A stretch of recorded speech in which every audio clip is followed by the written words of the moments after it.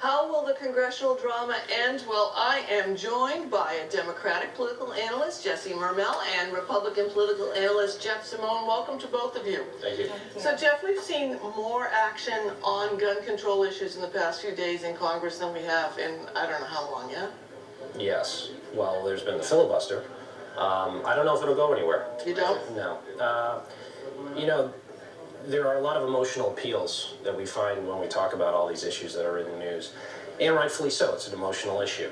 But what some of the clips mentioned were legitimate issues as well.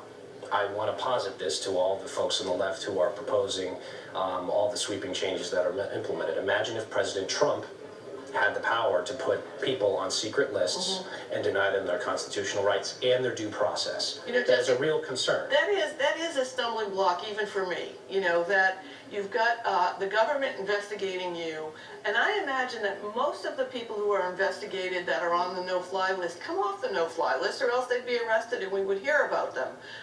So we're basically denying a right to an American because they're being investigated, but without a judicial.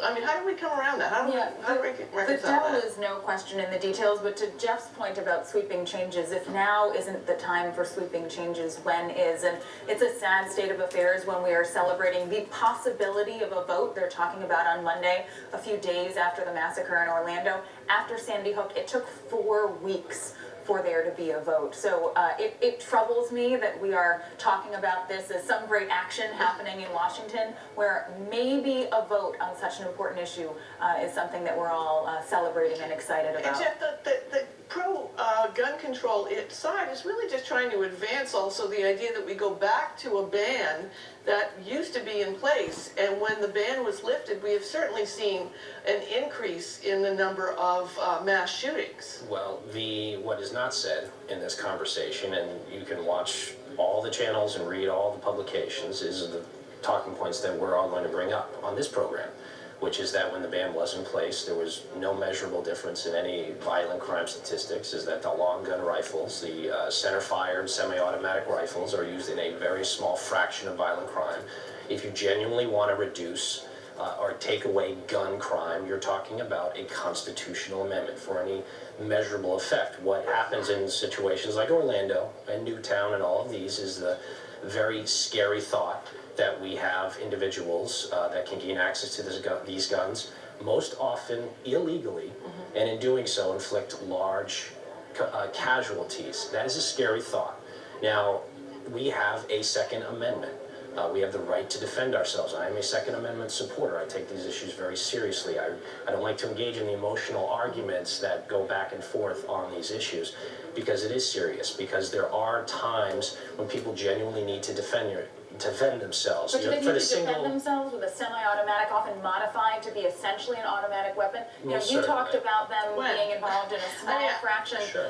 Even if they're involved in a small fraction, it's with an obscenely high impact. Sure. First of all, let's establish the idea of need. That's often the argument. Why does anybody need a semi-automatic? First of all, it is never the government's purpose or duty to tell a citizen what they need in any respect. But secondly, you know, I was watching the O.J. Simpson 30 for 30 documentary on ESPN. I was as well. And it started off with the LA riots.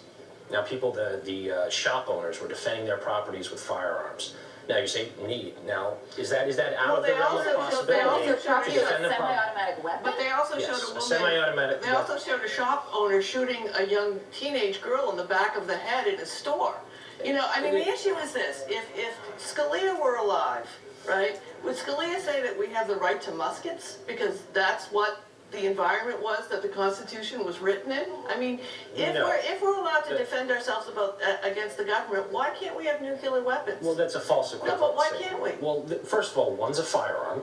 A musket. The reason we had muskets at the beginning was that was the firearm available to the people at that time. So just because something's available, we should all have access to it? I mean, if you're talking about firearms, yes.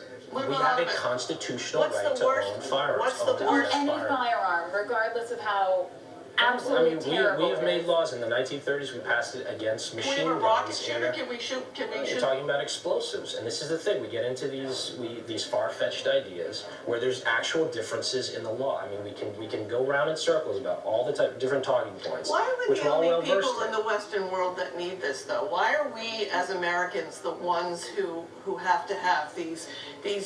We're the strongest democracy, yet we need the most weapons. I don't understand. Do you understand that? No, and listen, I grew up in rural Pennsylvania. And I grew was up- a member of the NRA, and I'm a nationally ranked shooter when I was a teenager. I mean, I can show you pictures of me shooting cans, or trying to shoot cans, I was bad at it, off the wall at the back of my parents' old gentleman's farm. You know, we got the first day of doe and buck season off of school. It was great. You know, I am certainly not opposed to hunting as a sport. I'm not opposed to people owning guns for sport or for their own protection. But there is an incredible difference, and it is not an emotional argument. It is not an argument that's solely based on the tragedy we've seen in the past week to say that there are certain weapons that people do not need to have, and stating that is not in opposition to the Second Amendment. It is not up to the government to decide Well, then what who's it up to?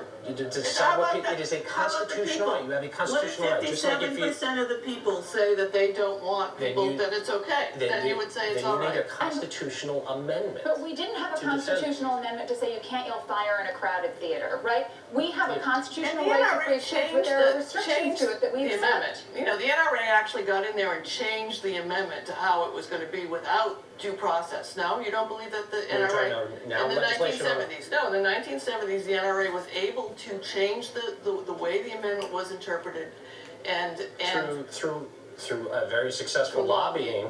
lobbying effort. That is their job, is to make sure that it is originalist as all right. possible Let in me the just Second Amendment. quickly, anything that you think can happen that would be acceptable quickly. I think back in December, Republicans proposed an alternative that would say if there's a probable cause for individuals to be restricted from buying firearms because they are under an active investigation, then that possibly could go forward. The assault rifle ban, I think, is dead on arrival. Dead or alive for assault rifle ban? Quickly, yes or no? Dead, poor choice of words, but potential point of accountability for folks in the election in the fall. All right. Thanks to you too. Next.